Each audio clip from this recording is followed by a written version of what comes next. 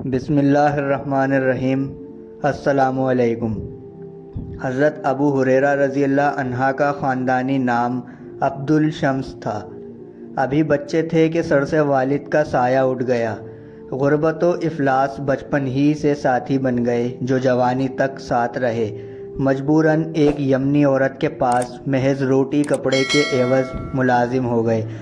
ان کے سپرد یہ خدمت تھی کہ جب وہ کہیں جانے لگیں تو یہ پیادہ ننگے پاؤں دوڑتے ہوئے ان کے ساتھ چلے۔ وقت گزرتا رہا اور پھر اتفاق سے بعد میں یہی عورت ان کے نکاح میں آ گئی۔ جیسا کہ بیان کیا گیا کہ ان کا اصلی نام عبد الشمس اور کنیت ابو ہریرہ تھی۔ اپنی کنیت کا حال خود بیان کرتے تھے جو اس طرح ہے: میں نے ایک بلی ہرا پالی ہوئی تھی۔ شب میں اس کو ایک درخت پر رکھتا تھا اور صبح کو جب بکریاں چرانے جاتا تو ساتھ لے جاتا اور اس کے ساتھ کھیلتا۔ لوگوں نے یہ غیر معمولی دلچسپی دیکھ کر مجھ کو ابو ہریرہ کہنا شروع کر دیا۔ یہ کنیت ایسی مشہور ہوئی کہ اصل نام پس پردہ چلا گیا۔ آپ رضی اللہ عنہ نے اپنے قبیلے کے ساتھ نبی علیہ السلام کے ہاتھوں پر اسلام قبول کیا۔ آپ صلی اللہ علیہ وسلم نے ان کا نام تبدیل کر کے عمیر رکھ دیا۔ ابو ہریرہ رضی اللہ عنہ کو علم کی بڑی جستجو تھی۔ ان کا ذوق علم و حرص کے درجے تک پہنچ گیا تھا۔ ان کی علمی حرص کا اعتراف خود نبی علیہ السلام نے فرمایا۔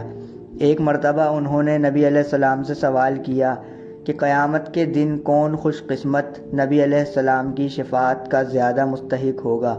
فرمایا کہ تمہاری حرص کو دیکھ کر میرا پہلے سے خیال تھا کہ یہ سوال تم سے پہلے کوئی نہ کرے گا۔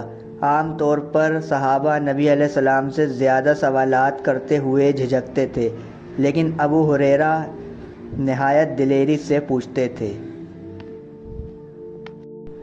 غزوات میں ان کی شرکت کی تصریح نہیں ملتی، مگر اتنا معلوم ہے کہ اسلام کے بعد متعدد غزوات میں شریک ہوئے۔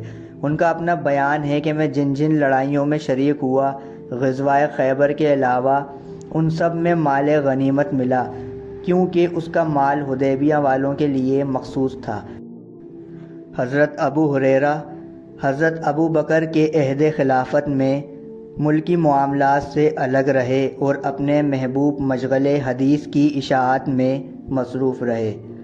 حضرت عمر فاروق کے دور میں زندگی کا دوسرا دور شروع ہوا۔ انہوں نے ان کو بحرین کا عامل مقرر کیا۔ اس دن سے ان کا فقر و افلاس ختم ہوا۔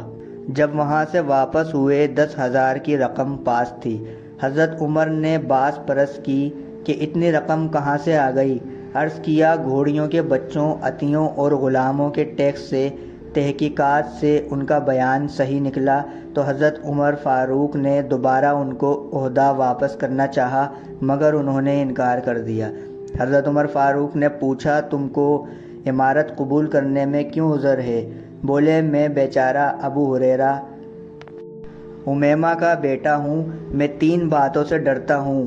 ایک یہ کہ بغیر علم کے کچھ کہوں، دوسرا یہ کہ بغیر حجت شرعی کے فیصلہ کروں، تیسرا یہ کہ مارا جاؤں، میری آبرو ریزی کی جائے اور میرا مال چھینا جائے۔ حضرت عثمان کے محاصرے تک حضرت ابو ہریرہ کا پتہ چلتا ہے۔ اس کے بعد آپ رضی اللہ عنہ جنگ جمل اور جنگ صفین میں کہیں نظر نہیں آئے، کیونکہ اکثر محتاط صحابہ رضی اللہ عنہ آبادی کو چھوڑ کر گوشہ نشینی اختیار کر چکے تھے۔ حضرت ابو ہریرہ رضی اللہ عنہ بھی فتنہ میں مبتلا ہونے کے خوف سے کہیں روپوش ہو گئے تھے۔ 57 ہجری میں مدینے میں بیمار ہوئے۔ بڑے بڑے لوگ عیادت کو آتے تھے۔ بیماری کی حالت میں زندگی کی کوئی آرزو باقی نہ رہی تھی۔ اگر کوئی تمنا تھی تو صرف یہ کہ جلد از جلد یہ دنیا چھوڑ کر دارالبقاء میں داخل ہو جائیں۔ بستر مرگ پر پیش آنے والی منزل کے خطرات کو یاد کر کے بہت روتے تھے۔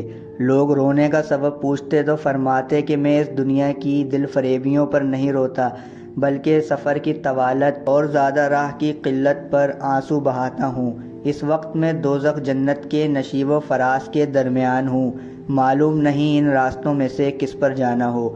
آخری وقت میں تجہیر و تکفین کے متعلق ہدایتیں دیں کہ نبی علیہ السلام کی طرح مجھ کو امامہ اور قمیص پہنانا اور عرب کے پرانے دستور کے مطابق میری قبر پر خیمہ نصب کرنا اور نہ جنازے کے پیچھے آگ لے کر چلنا اور جنازہ لے جانے میں جلدی کرنا۔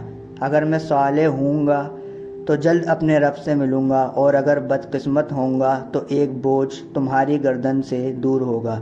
انتقال کے بعد ان کی وصیت پر پوری طرح عمل کیا گیا۔ ان کی نماز جنازہ ولید نے پڑھائی۔ انشاءاللہ پھر حاضر ہوں گے ایک اور معلوماتی ویڈیو کے ساتھ۔ اللہ حافظ۔